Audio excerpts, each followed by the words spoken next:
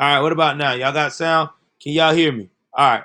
Once again, thank you for tuning in to another edition of Can you still no sound?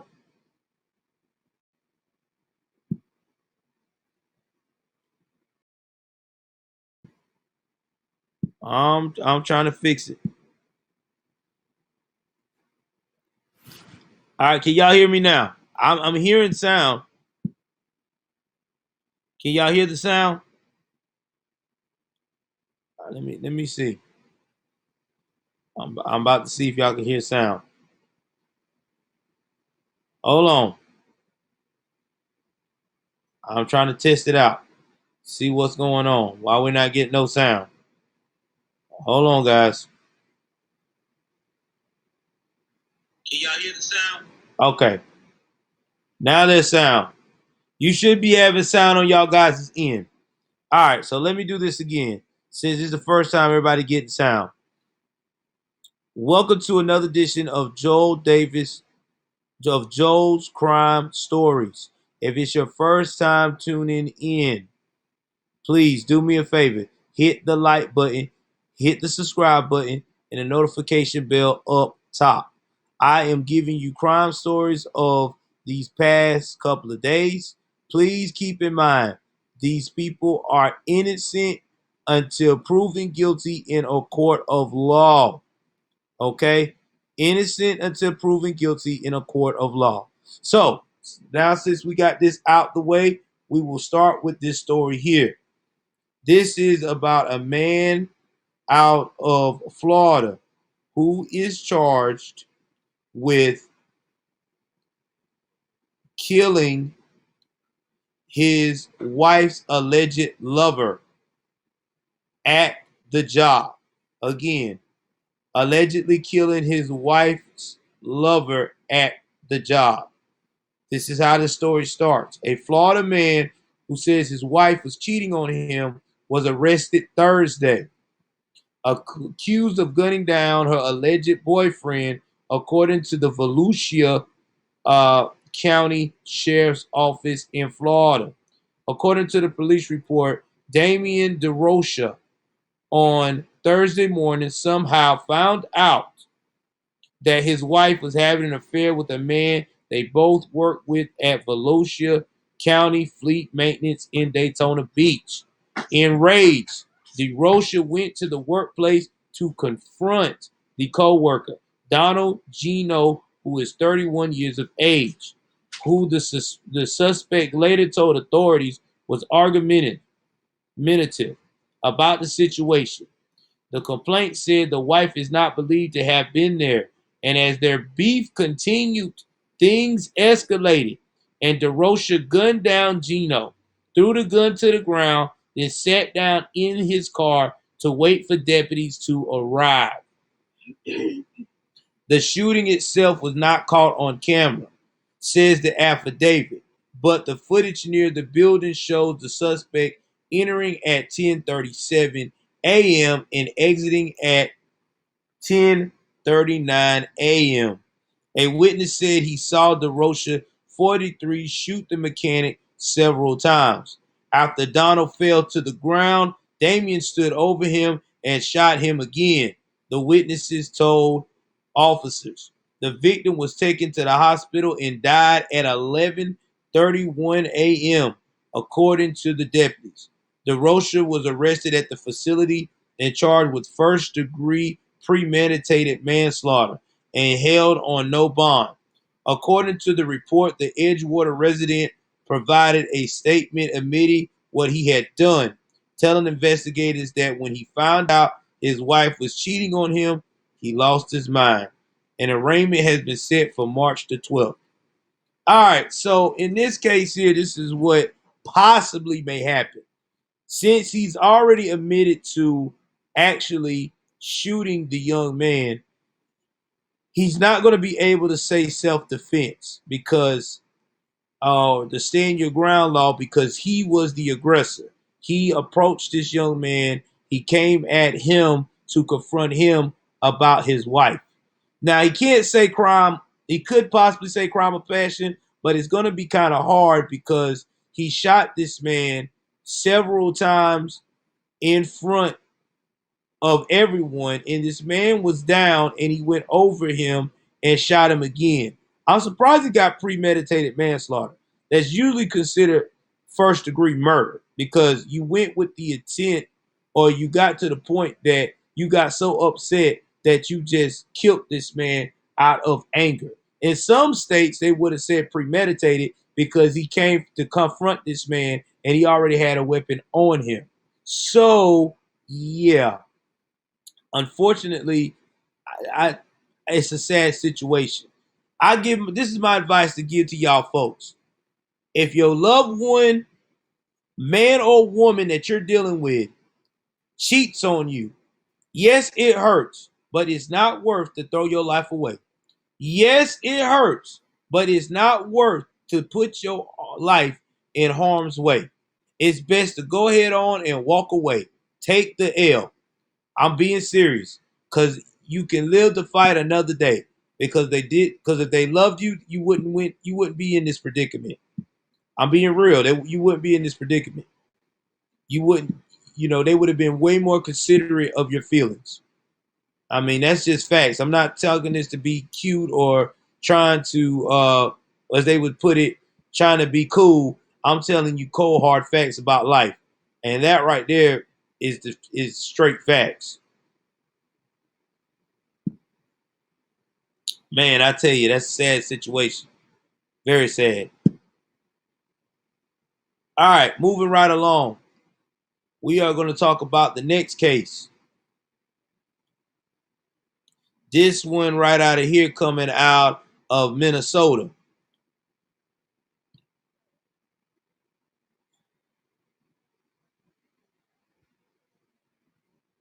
This is about Gregory Paul uh, Richrich, Urich. Now, if you don't know who Gregory Paul uh, Urich is, he is the gentleman that recently shot up a Minnesota clinic. That's right. He shot up a Minnesota clinic. I'm telling you, man, people are really losing it.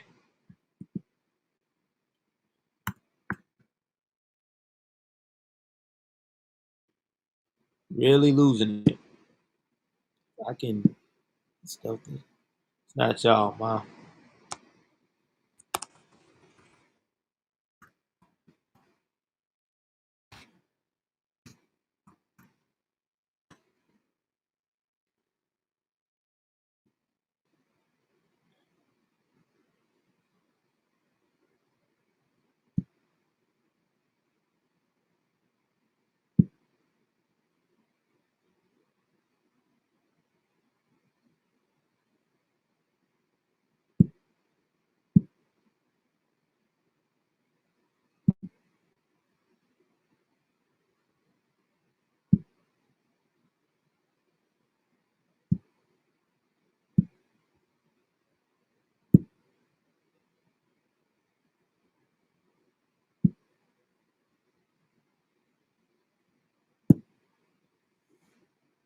This is, I don't know if I can bring him up. I'll get a good picture of him. This is about the biggest picture I could get. This is Gregory Urich, guys. Gregory Urich, aka Gregory Paul Urich, 67, is the suspect identified for shooting up the Minnesota clinic. Now, he had a history with the facility. Multiple people were injured Tuesday, which was yesterday, in a shooting the healthcare clinic about 40 miles northwest of Minneapolis, authorities said. The Buffalo Police Department confirmed to Fox News and other outlets that the shooting happened at an Atlanta health clinic in the city. There were at least 5 victims, authorities said, but police did not immediately confirm their conditions and the extent of their injuries. 4 victims were treated at North Memorial Hospital Memorial Health, which at least one has since been discharged. The hospital said in a statement early Tuesday evening, 3 remain in critical but stable condition. A spokesperson for nearby Hennepin Healthcare told Minneapolis-based Fox 9 News, the local channel there, that a fifth victim was taken to the Hennepin County Medical Center and has died from their injuries. Now, Minneapolis-based Care 11 reported that a victim was a nurse. Wright County Sheriff Sean Derringer identified the suspect as 67-year-old Paul Ulrich, a Buffalo resident who had been known to investigators since 2003 after a number of unspecified calls. It was a terrible scene, Derringer said. Deputies from his office has joined Buffalo police in the response to shots fired. Investigators found a suspicious package at the scene and several more at a nearby Super 8 motel where Ulrich was staying. Derringer said the Minneapolis Police Department sent members of its bomb squad to help the investigation. Buffalo Police Chief Pat Badick said officers found multiple victims at the scene, rendered aid, and took Ulrich into custody. The victims were taken to multiple locations for treatment. Hey, what's going on, man? Thank you, Brent. Thank you for joining in. We are very familiar with the suspect, he said. And during the Tuesday afternoon news conference, adding investigators believe that the attack was targeted due in part to a history of conflict Ulrich had with the facility. He added that Ulrich may have taken issue with care he either sought or received at the clinic, but authorities were not aware of him making threats before the shootings. The history that we have as a department with this individual makes it most likely that this incident was targeted at that facility or at someone within the facility, Badick said. In 2018, a judge had ordered Ulrich to stay away from a man who had the same name as a doctor who worked at the clinic. It was not immediately clear whether the doctor was among the victims. Despite the order of protection, Ulrich allegedly tried to obtain a handgun permit in 2019. A court agent said in court filings that he highly recommended that not be allowed. Ulrich has a history of drunken driving and marijuana convictions dating back to 2004. Minnesota Governor Tim Walz, speaking at a news conference Tuesday afternoon, thanked local police and sheriff deputies for their response.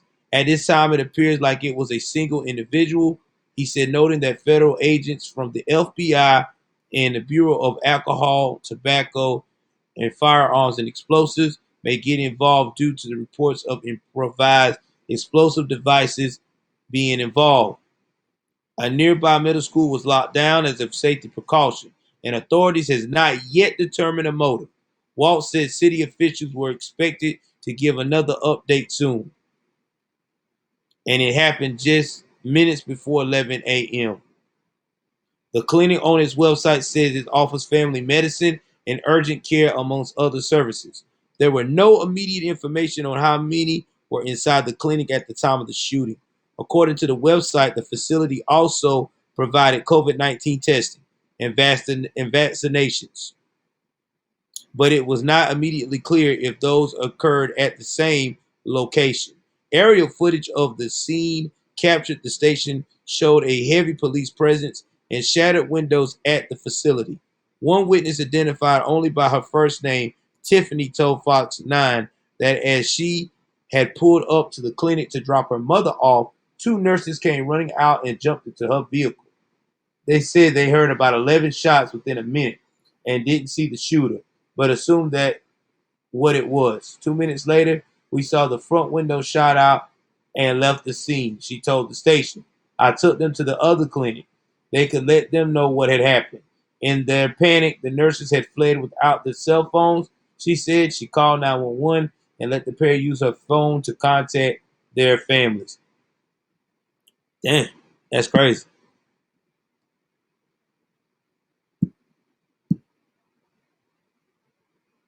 All right, guys. So here's my take on this. It seems like to me that this guy had a history of mental illness. Think about it now. They said that this gentleman was going around the clinic looking for a guy that sounded just like a doctor he knew. Um, this should give y'all some insight of what kind of individual that you're dealing with here. You know, uh, this is why mental health is important because a lot of people don't understand this, but this mental health thing is very, very important. You got to be careful. You got to be able to uh, monitor people around you that have mental health problems like this, because when you don't, this is what happens right here. This kind of thing right here happens, and somebody gets hurt. I mean, every time somebody gets hurt. So this right here is straight crazy. Yeah, this is straight crazy, without a doubt. Now, moving right on to the next story, since we have talked about that, what happened in Minnesota, we are now going into Wisconsin. Now, I do not have a picture of this situation here, but I will read it out to you guys about what happened. A Wisconsin man is accused of killing his dad and stepmom after father allegedly sees him sexually abusing a child. Now, in this case here, a machete was allegedly used to kill Latrice Myers Medrano and Jesus Jesse Medrano Jr. Wisconsin authorities allege a Wisconsin man murdered his father and his stepmother after being caught molesting a minor in the family's Kenosha home. A press release from Kenosha police confirms Latrice Myers Mandrano, 36, and her husband, Jesus Jesse Medrano Jr., 49, was stabbed to death last week inside the home at the time of the crime. Police said were four other children. Police have detained Jesus V. Madrano III, who is 24, on 2 counts of first-degree intentional homicide, attempted first-degree sexual assault, and physical abuse of a child. He remains behind bars on a $2.5 million bond. Guys, let me tell you something. When they put you on a $2.5 million bond, especially in a serious case like this, you got to have all the money to get out. All the money.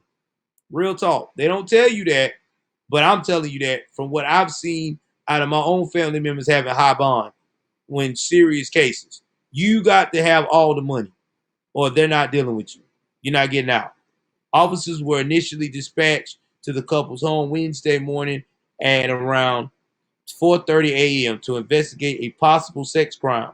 When they arrived, officers discovered that some type of struggle had taken place. Read the release. Not long after they found the couple dead inside a bedroom, WISN, a local news station, citing the criminal complaint in the case, reports police noted there were blood on the walls of the home. The the complaint alleges the suspect carried out killings with a machete. The complaint alleges the killings happened after his father caught Medrano violating a child in the home.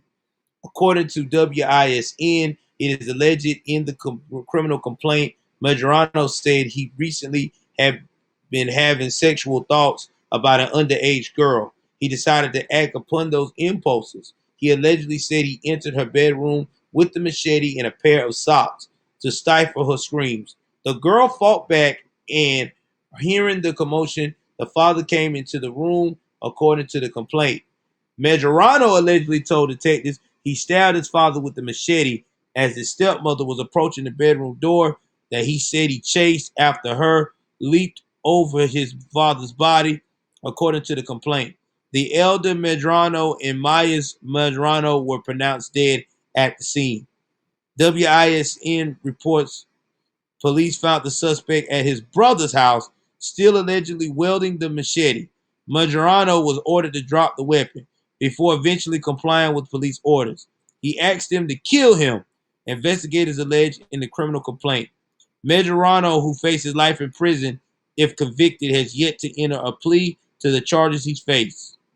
And people were unable to obtain if he had an attorney or not. Y'all, this is a very sad story. Imagine your brother at your house wielding a machete, screaming out, kill me, and you're hearing the cops telling you, while trying to tell him to put the machete down, that your brother just killed your parents. That's a lot to take in. That is a lot. Man, I probably would have went to jail that day. I would have. I don't promote violence, but just knowing that my brother just hurt my father and my stepmother, yeah, I would have put him out of his misery. I'm just being 100 about it. Sorry, I would have went to jail that day. I would have been doing time too, because it's crazy. That is absolutely, especially violating a child. Uh, man, when I hear these stories, I see a lot of signs of evil and a lot of mental health issues wrapped up in one. And I think, again, the father who saw those screams or whatever probably did got confrontational, like any father would have done, seeing one of these young kids getting mishandled or mistreated. And I have a feeling that that's when this guy decided to take everything in his own hands. And it's sad, man. This is sad. We should be, my prayers go out to the family. Real talk. That's wow. That's a lot.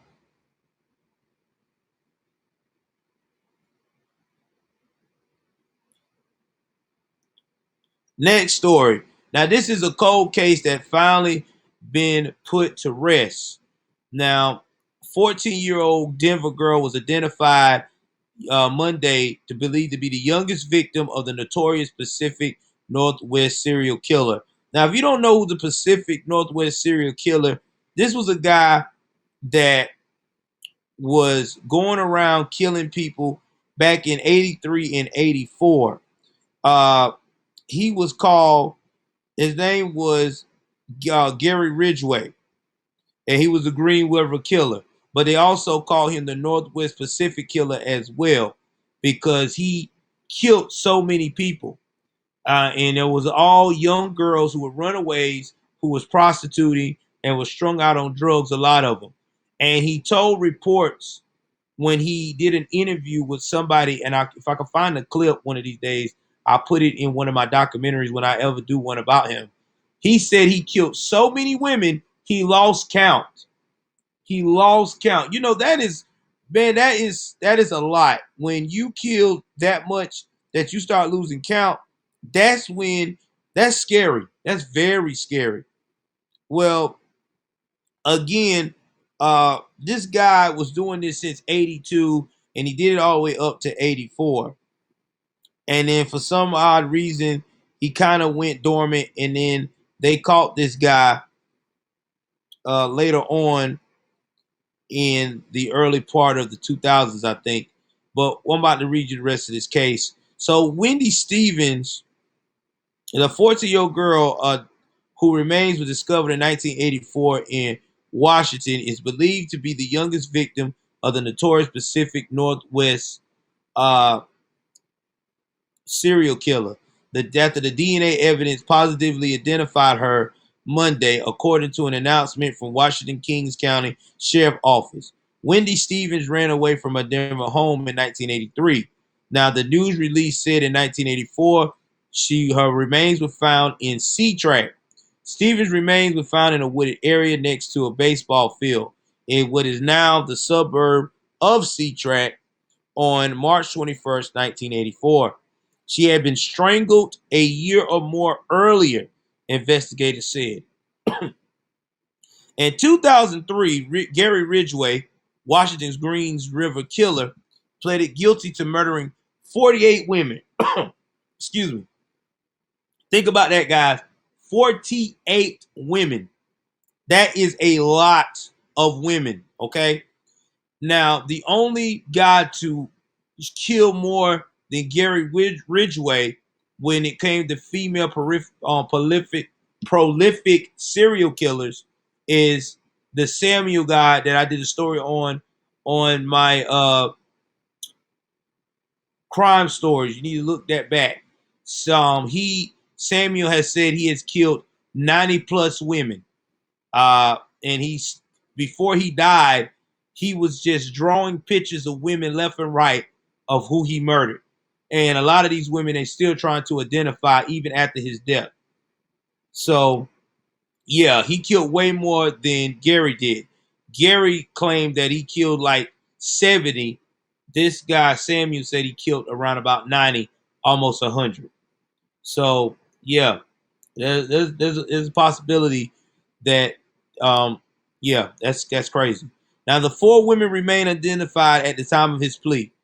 Now, the King County Sheriff Office, along with the forensic anthropologist Catherine Taylor, the DNA Doe Project, and other scientists, positively identified one of 3 of these 4 victims as Stevens.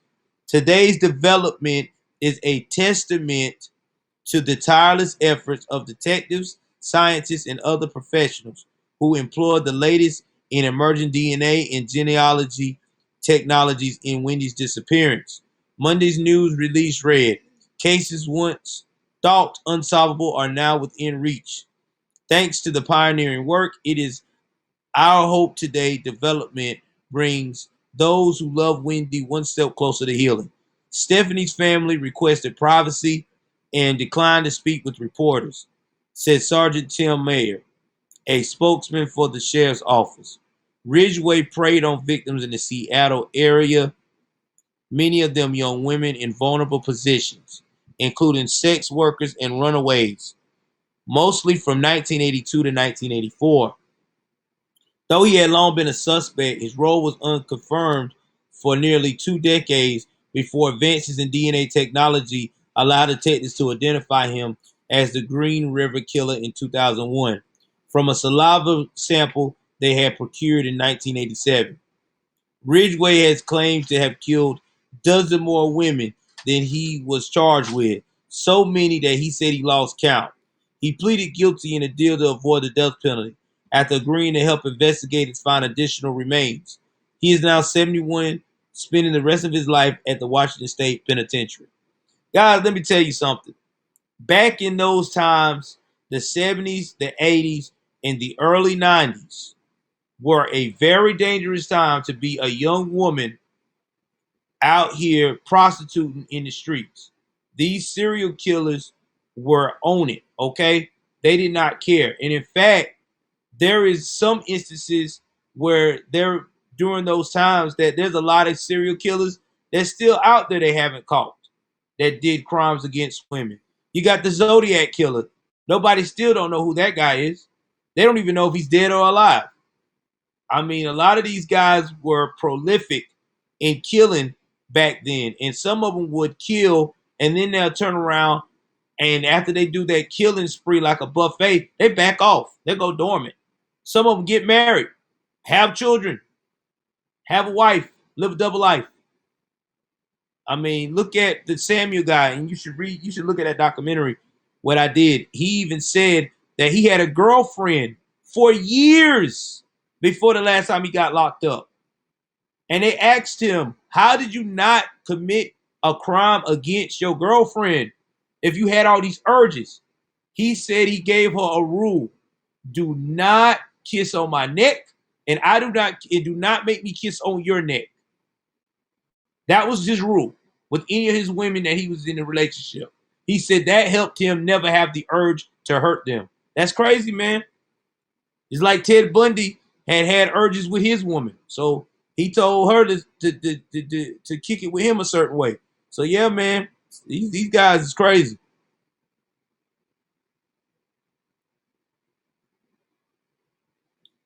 Moving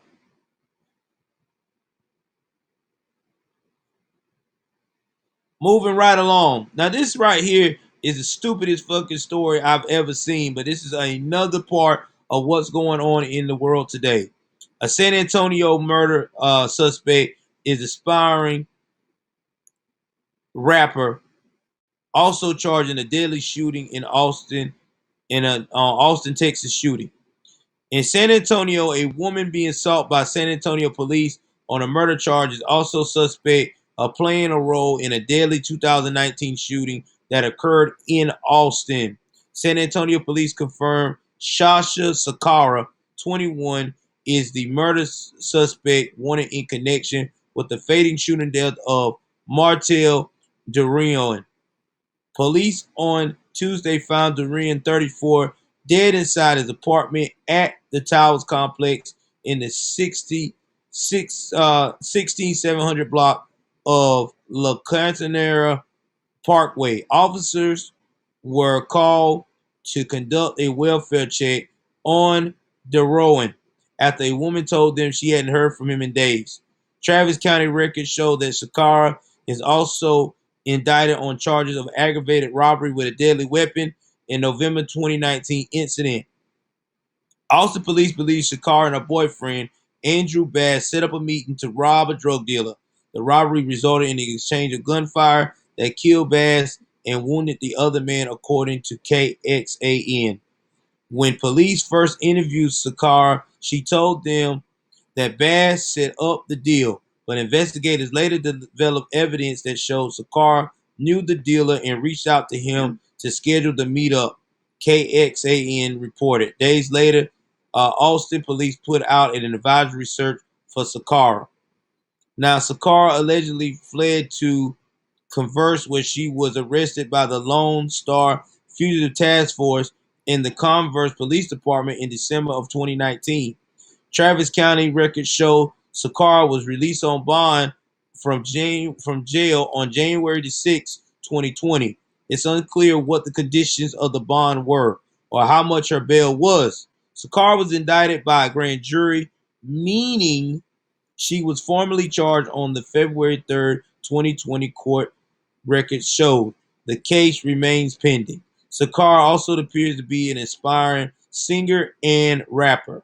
According to the Source magazine, Sakara is San Antonio native who first began rapping and singing in 2018. She had one single, Zoom, released on Spotify along with the album titled Hyper Quality Volume 1. In December 2020, roughly a month before the shooting of DeRowan, she was interviewed in an episode of White Noise, a web show, which is also on YouTube. On an Instagram account that appears to belong to Sakara, several people have commented on her photos in recent days telling her to turn herself in. If you have any information of Sakara location, you can call SAPD at 210-207-7635. And before I close out, I will show you what this young lady looks like, and I'm going to wrap up my 2 cents about how I feel about that particular crime. And then I will give y'all tomorrow part 2 of more crime stories that is going crazy, of people going crazy out here. Because unfortunately, like I said before, there's some evil forces out here making people do some of the stupidest stuff that does not make any sense at all.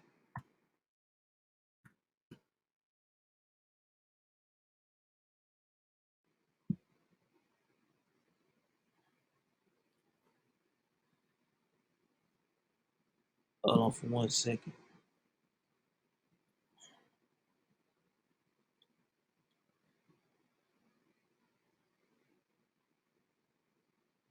Now,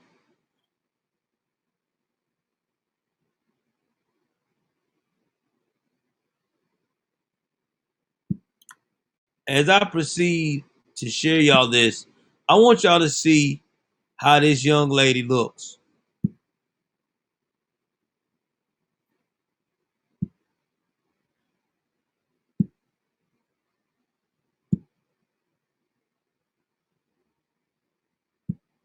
It's not a big enough picture. Let's see if I can.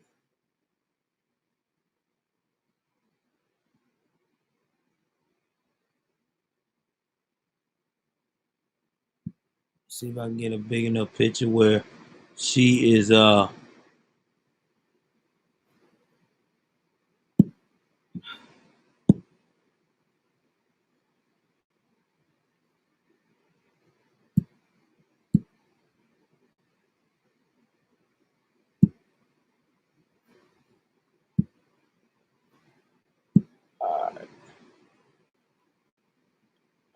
now I'm about to show y'all this picture right quick. And I'll put a before and after picture of her on in my description when I can. So I'm trying to wrap this up because it's getting late and I have to go to work in the morning and my wife has to get rest along with me. So I know how that is. Look how this young lady look. Now, y'all listen. This is what happened when you run the streets. Now, if you look up her picture, she has a picture where she was a very pretty girl. But unfortunately, you can tell in some of this picture here, she is letting the streets get the best of her. Looks like drugs maybe involved. I don't know. But this is pretty sad. But this is what happens, guys, when a lot of these young folks in this rap business trying to live out that life. When you going out here and you trying to live your rap saga on your album, this is what happens. This is what happens. You can't distinguish fiction from reality because see, in reality, if you run in the streets and you rapping at the same time, this is what happens. You get involved in stuff like this, and now you're looking at doing a gang of years. So you don't have no time to perfect your craft or to work on your talent. Now, I haven't heard this young lady's music, but I'm quite sure it's pretty good because for you to be on the source and to be on a popular YouTube uh, show about your music, then that means you definitely are pretty good. So this is all that I got for you guys tonight when it comes to the Joel's Crime Stories uh, channel coming with you on Crime News of 2/10/21. I will finish up part 2 tomorrow, giving y'all more crime news of what's going on out here in these streets. Thank y'all for the love and support. Take care of yourself and each other. And please remember, think before you act. Think before you act. Because if you don't, you could find yourself behind bars for the rest of your life. And that's all I got to say about that. Be easy.